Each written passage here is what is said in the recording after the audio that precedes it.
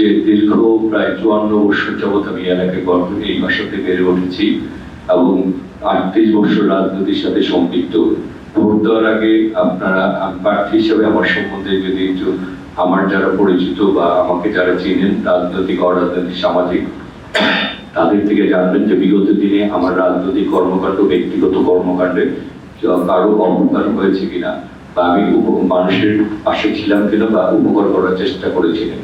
মানুষ যদি আমার ব্যাপারে ভালো বলে তাহলে আপনাদের সমবেদনা আপনাদের রায় যাব, আর মানুষ যদি বলে আমি ব্যক্তিগতভাবে রাজনীতি খারাপ। হিউস্টনে রকিং টেস্টি, সীমানা ছাড়াও নিজেকে হারাও, তাহলে আপনাদের রায় আমি চাবো না। আমি চাই আগামী দিনে ভালো কিছু করতে, অতীত যেহেতু ভালোর সাথে থেকেছি, আগামী দিনেও ভালো কিছু করতে।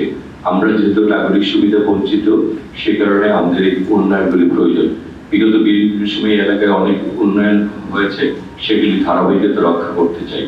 আপনারা আমার জন্য দোয়া করবেন এবং আমাদের আপনারা জানেন এই এলাকার সুজন পড়া 2টি ছেলে এখনো ঘুম আছে, আমরা তাদেরকেও ফেরত পাইনি। তারপরে আমরা চাই আপনারা সকলেই আগামী দিনে এলাকার স্বার্থে আমরা প্রতিহিংসার রাজনীতি না করে ঐক্যবদ্ধভাবে এলাকার উন্নয়নে আমরা যাতে কাজ করতে পারি, দোয়া করবেন।